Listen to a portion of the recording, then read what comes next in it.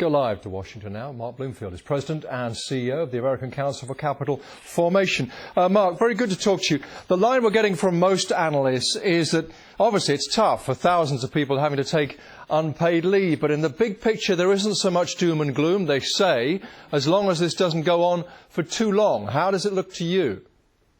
Well, one of the most respected American economist, Marty, said that if it goes on 4 weeks or so, it would cut our meager economic growth now, last quarter at 4.5%. It would reduce that by 1.4%.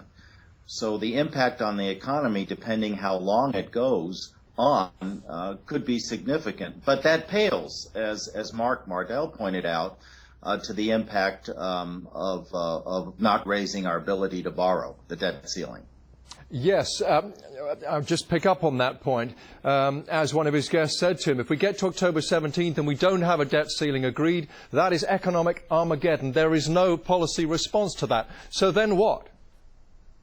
Well, let me just put that in the context to your listeners around the world. Around October 17th, we'll have $30 billion in the U.S. Treasury. The government spends on average about $60 billion, so you can see the problem there.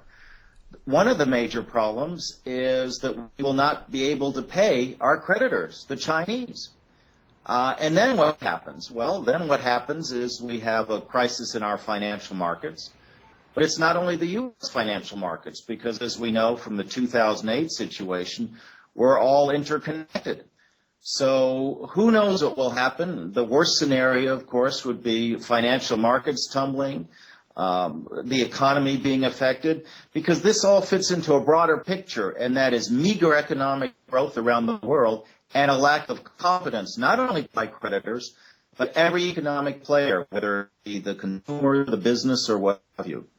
Mark, you're at the Council for Capital Formation. As we said, I'm sure part of your business is trying to predict how the future is going to pan out in the short, medium and long term.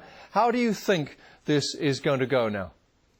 Well, I do have the answer. And if I had the answer, I would be a combination of Warren Buffett, the president's chief advisor, and the wise counsel to the Republican Party.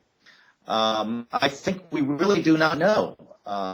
Probably the most likely predicament is, or result would be making sausages. As you know, there's the famous quip about making laws is quite ugly compared to sausages. So the process in a democracy is to keep trying things. As you know, a few hours ago, what the Republicans did in the House, they decided to fund the veterans. They decided to fund national parks. They decided to fund other programs, the District of Columbia. So there'd be a continued experimentation until both sides come together. Let's say on the funding of the U.S. government, but that will merge, obviously, with the debt crisis. So it's everybody's guess.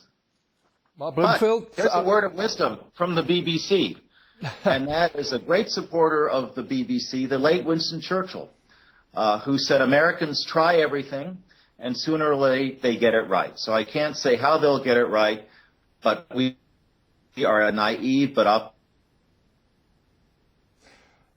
Bloomfield, forgive me, I didn't mean to cut you off then. I don't mean to cut you off now, but we're losing the signal slightly. Thank you very much indeed.